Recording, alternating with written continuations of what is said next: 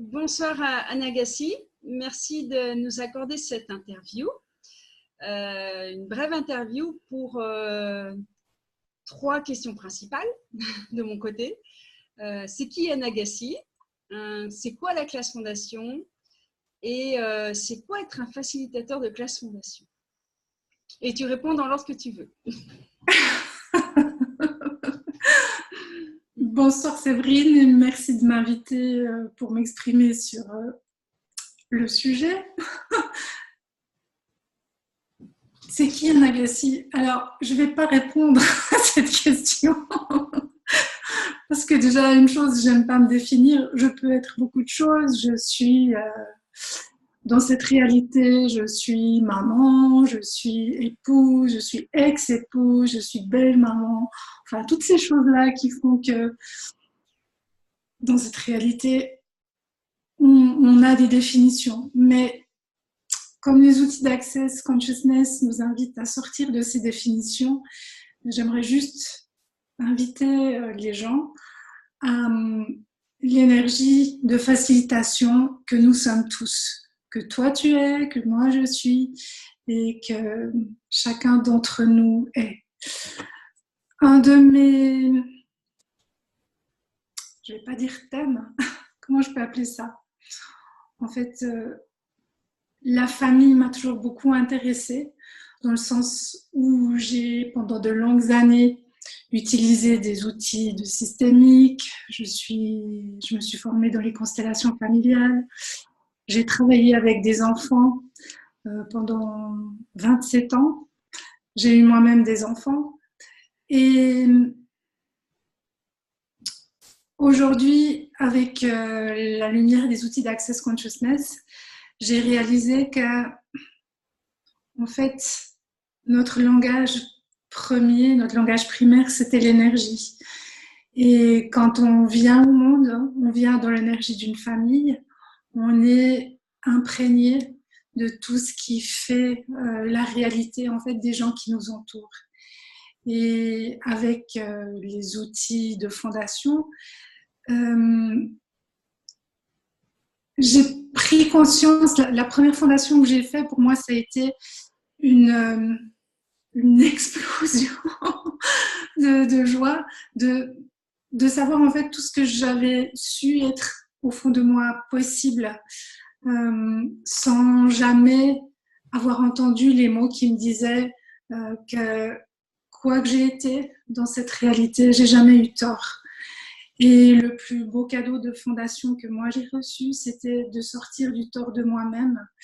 Alors, évidemment que j'ai pas éliminé tous les torts en un seul coup comme ça, et probablement que j'en ai encore, mais les outils qu'on reçoit dans cette classe fondation, ça nous permet de créer une réalité qui va au-delà de tout ce qu'on a de tout ce qu'on a cru être réel comme réalité limitée.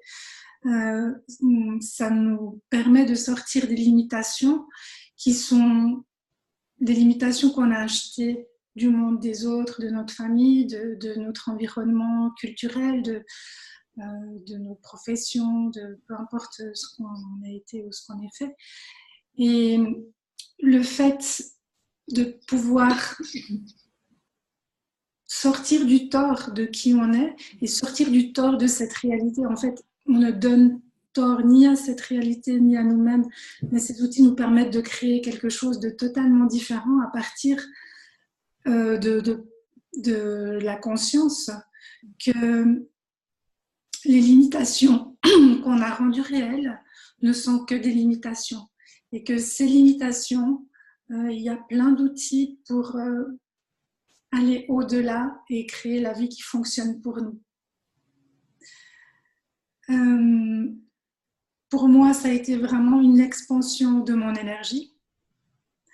Et j'ai eu tellement envie de rendre ça disponible pour tout le monde. En fait, ça fait juste un peu plus de 2 ans que j'ai découvert les bars. J'attendais rien des bars, mais ça m'a laissé un peu sur ma faim, la première case de bar que j'ai fait. Donc, être sur sa faim, ça permet aussi d'aller chercher, d'aller voir qu'est-ce qui pourrait, en fait, qu'est-ce qu'il y a derrière. Et ma curiosité a fait que j'ai très vite fait une classe fondation et ces outils m'ont tellement apporté de paix, on va dire ça comme ça. Pour moi, c'était le plus grand cadeau, cette paix et cette conscience qu'on n'a pas besoin d'être parfait, que la personne qu'on est, telle qu'on est, c'est déjà un cadeau en soi. Et mon invitation, c'est de permettre aux gens de reconnaître le cadeau qu'ils sont dans le monde tels qu'ils sont, à travers les outils qui sont donnés dans la classe fondation. Donc cette classe qui dure 4 jours et où on va visiter tous les aspects de notre vie et comment on a mis en place en fait cette fondation et qu'est-ce qui est possible de transformer pour aller au-delà de cette réalité limitée. Et je disais que très vite, pour moi, j'ai eu l'envie de transmettre ces outils. C'est ce qui m'a poussée vers le parcours qui permet de faciliter cette classe fondation. Se reconnaître et reconnaître qu'on a une puissance, qu'on est puissant et qu'on a cette capacité de changer les choses, qui qu'on soit, pour moi, c'est un des plus grands cadeaux de fondation. C'était quoi déjà les autres questions? Je parle. À ETCF, et j'ai envie d'en rajouter une parce que le fait de cette pratique intensive que tu as, notamment de la question, parce que je t'ai connue sur le groupe sur la question et j'étais bluffée par la fréquence et je me suis rendu compte en plus dans la vie tu en poses encore plus que sur le groupe, bien plus. Et qu'est-ce qui fait que tu as autant pratiqué les outils? Il y a des personnes qui suivent les classes et qui pour autant ne rentrent pas dans cet automatisme de la question. Qu'est-ce qui a déclenché ça? Alors, la question, c'est une modalité, je vais dire ça comme ça, qui n'est pas seulement présente dans Access. La question, c'est vieux comme le monde, on la retrouve dans plein d'autres pratiques. Et il y a plus de 8 ans, j'en avais un peu marre dans ma vie de cloisonner les choses. Je ne connaissais pas du tout les outils d'Access, ça fait seulement 2 ans que je les connais. J'en avais marre de cloisonner les choses, j'en avais marre de vivre certaines choses et en même temps je me sentais complètement enfermée dans des boîtes. Pas seulement dans une boîte, mais j'avais l'impression d'être phagocytée dans plusieurs boîtes. Et j'ai posé une seule question à l'univers. J'ai demandé, attention si vous faites des demandes parce que ça peut être entendu. J'ai demandé comment en fait vivre ma vie. Alors ma question était très alambiquée. Comment vivre ma vie en étant plus séparée, en n'ayant plus ce besoin de tout cloisonner. J'avais plus envie d'être comme ci avec telle personne, comme ça avec telle autre personne, comme ça dans mon travail. J'avais envie d'être moi partout. Alors j'ai posé ça comme question à l'univers et la réponse n'a pas tardé à venir. Ça a été un grand chamboulement dans ma vie. Enfin, il y a beaucoup de choses qui sont passées. Là, je ne vais pas vous raconter mon histoire. Ce n'est pas le but. Mais j'ai fait des rencontres, j'ai eu la conscience qu'il y avait autre chose qui était possible. Et en fait, ce qui peut changer notre manière de vivre dans cette réalité, c'est de faire des choix. Parce que bien sûr, poser des questions, c'est quelque chose qui ouvre la conscience, mais cette conscience nous amène à faire des choix. Et un choix, il ne se fait pas de façon rationnelle. Le choix, il se fait en fonction de l'énergie qui est présente. Et c'est pas parce qu'on choisit ça à un moment qu'on va pas faire un autre choix, un autre choix. En fait, les choix, c'est quelque chose qu'on fait tout le temps. Et cette pratique de la question, en fait, quand j'ai entendu dans les outils d'Access, c'est dans la classe de barre déjà qu'on utilise ça, j'avais conscience à quel point c'était un outil précieux et comment on pouvait l'utiliser de manière encore plus ouverte pour accéder à recevoir, pour accéder à une réception énergétique qui n'a rien du tout à voir avec le mental. Et il y a quelque chose que j'aimerais partager, c'est une prise de conscience que j'ai eue dernièrement, c'est que parfois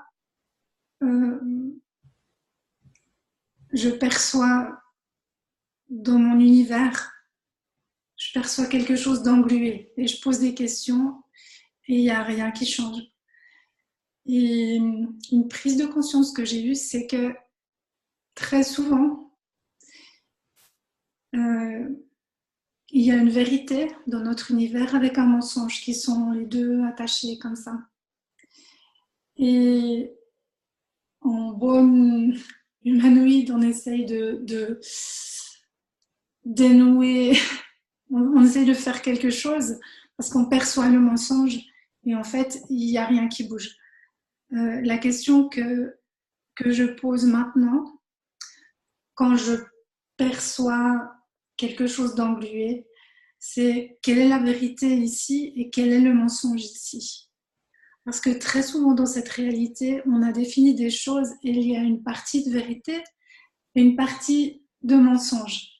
Et par exemple, pour moi, ça a été des prises de conscience au niveau, par exemple, au niveau de la religion. À la base, il y a des choses qui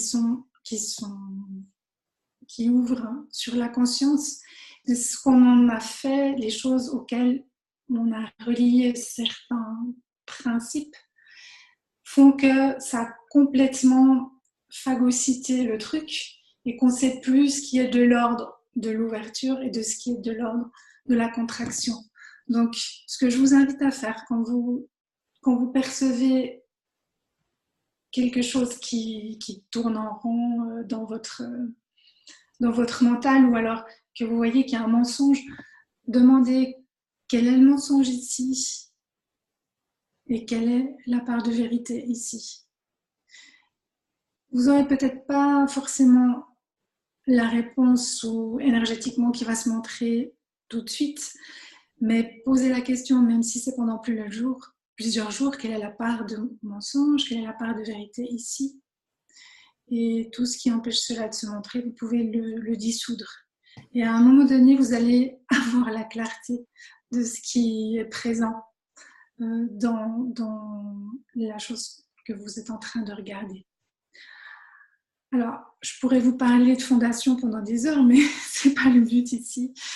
Moi, ce que je voulais, c'est vous inviter vraiment à découvrir cette boîte à outils qui est une caverne d'Ali Baba.